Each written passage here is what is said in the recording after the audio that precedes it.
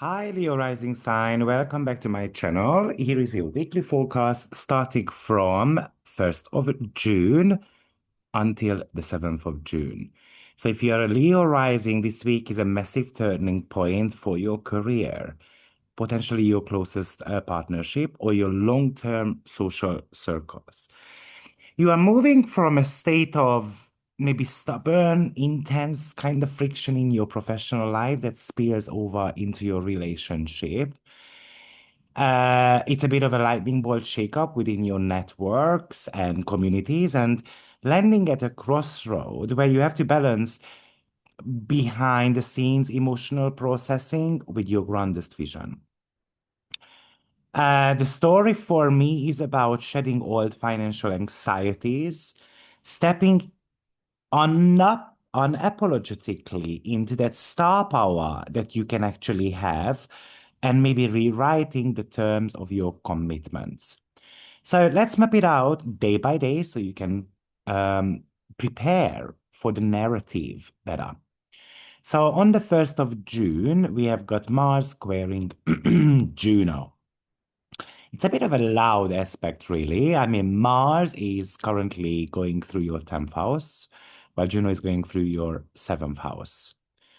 And with Mars marching through your 10th house, the house of career, legacy, and public reputation, this is a drive there to secure a professional status. But it also makes you completely unwilling to compromise on how you build that empire. And imagine that a partner is kind of like giving you a unsolicited advice on that, and the reaction could be not so great. We can feel unsupported by the partner. So one of the meanings of this aspect is that we can get into a fight with a competitor, with a client, as well as with a business partner or a romantic endeavor. This is a tug of war between your career demands and the significant partner. You might be putting all your energy into a professional launch, a corporate goal, causing a business or romantic partner to kind of push back because they feel the fundamental agreement of the relationship is being ignored. So, or a client contract might lock horns with your professional authority. So don't try to bulldoze your way through on Monday. Digging your heels in too deep today will potentially can cause fracture. On the 2nd of June, okay, so I'm going hours again.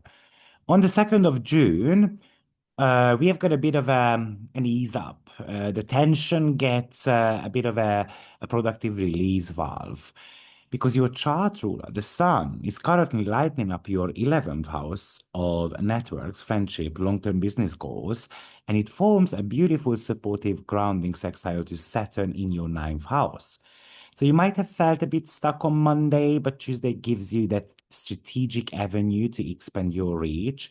This is an exceptional day for community leadership, community building, collaborative projects, digital networking, sharing your vision with your audience, sitting down with the friends to kind of get certain type of advice from them. Saturn in your 9th house gives you deep focus and the discipline to handle long-term legal, educational matters, media strategies, while that connection to the 11th house allows you to pitch your grandest ideas to an audience that respects you as an authority figure. Maybe you want to be outlining a master class, negotiating a contract with a large organization, finalize an international plan, a travel plan. Your actually voice carries a lot of weight today. On the 3rd of June, we've got a bit of a busier day going on. It's a bit of a turning point, I think, in the week's narrative, bringing two massive cosmic shifts directly to your financial axis, actually. So, first, Mercury is slipping through that really quiet 12th house of subconscious isolation, but forming a very smooth intuitive trine to your north node in the 8th house, the house of joint ventures, investments, deep psychological transformation. And of course, therefore, it sextiles your second house south node as well, which is about money and values. So for a long time, Leo rising sign, you might have been caught up in the second house south node trap, obsessing over your cash flow, micromanaged by financial anxieties, staying stuck in a rigid survival mindset. But this cycle should start breaking. Why? Because Mercury rules your south node. And you receive that deep, behind the scene intuitive epiphany.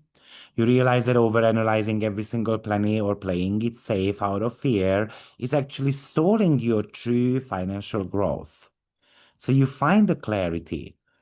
You trust strategic investments, shared resources, passive income path, stepping away from that poverty mindset, really.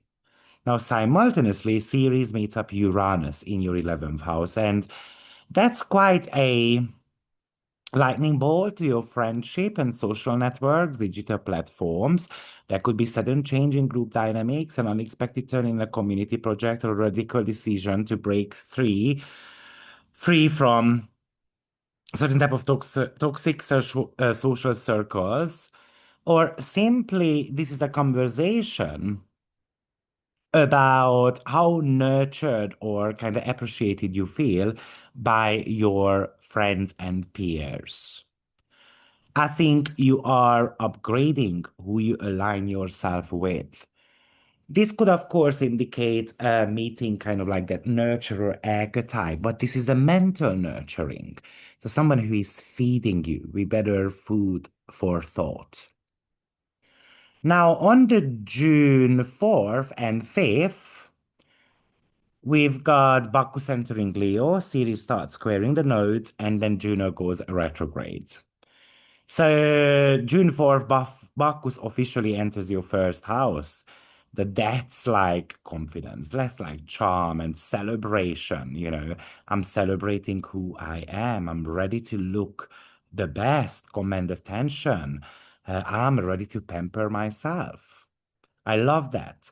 On June 5th, Ceres in your 11th house moves into that square with the nodes, and the nodes are in your financial axis, right?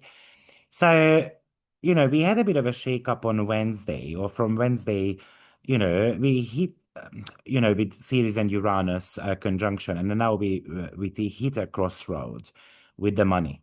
So you might find yourself trying to use purely logical, superficial arguments to solve a deep psychological or financial dependency issue, but the universe is blocking that route. If you fall back into that anxious overthinking regarding your bank account, you will stall your collaborative growth. So Northland is inviting you to trust that deeper shared financial path. And then on the 5th, Juno goes stationary retrograde as well in your 7th house. For the next few months, your marriage, your business partnerships, your closest alliances are going under a major audit. You are being asked, is this partnership genuinely equal? Or am I dimming my Leo light to kind of keep the peace?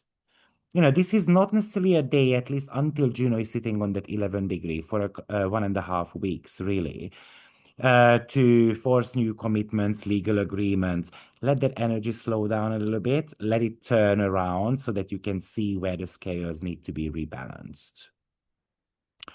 Now, still on the 5th of June, we have got Persephone entering Taurus. And then on the 6th of June, we have got asteroid Lilith entering the sign of Gemini. So Persephone is in your 10th house, joining forces with Mars, really. So remember that career and relationship tension that might have gone down on Monday, where this is where you claim total victory. Persephone's entry into that 10th house represents a profound professional rebirth. You are no longer bargaining with your partners or with the boss or waiting for approval, from superiors or partners. You find actually empowerment through uh, building a rock solid boundaries around your career, owning your status, demanding absolute respect for the work that you do. And on June 6th, asteroid Lilith enters your 11th house. With Lilith in your 11th house of networks and audiences, any desire to please people or curate a fake image for social acceptance should start evaporating. You are claiming absolute authority over your message.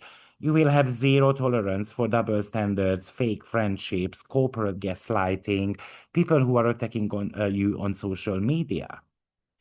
If you are a content creator, speaker, or a community leader, this is an explosive green light to broadcast your raw, unfiltered truth, because most likely the audience would respect you for being fierce. And then on the 7th of June, the last day of the week, Mercury is squaring Vesta. So Mercury is still in your 12th house. Vesta is in your ninth house. And, Mercury values now privacy. It wants to be resting a little bit. It wants to calm the mind down. It is still an out of bound Mercury, though. And Vesta is a really focused on vision, believes the bigger picture. So this is a conflict between your need for mental isolation and your devotion to a project, a study schedule, a business mission. Vesta in the ninth house has you intensely dedicated to writing your book, planning a course, executing a high-minded strategy, travel plans, and so forth. But Mercury in the 12th house is pulling your brain into that bit of state of fatigue, demanding that you rest, sleep, unplug a little bit from anything that is kind of like mentally disturbing. And you need to be sometimes, do that. Trying to force yourself to study or write while your nervous system is begging you for a quiet Sunday, it can lead to burnout. So the key here is compartmentalization. Set a hard boundary around your time. Give yourself a set block of hours to completely close, the laptop, put your phone away, and let your subconscious rest in the dark. And then step back into that visionary work with more of a refreshed mind. So, Leo rising sign. I think you are navigating through relationship audits. I think upgrading your network, reclaiming your absolute professional sovereignty. I think it's about it's an invitation to step boldly into the spotlight and let your authentic voice kind of command the room. Allow yourself to be seen. So good luck, Leo. Thank you for watching. Please share your thoughts in the chat box below. That's super helpful because it is allowing me to reach a bigger audience. Don't forget to hit the like and the subscribe button. And I will see you in my next forecast. Bye bye.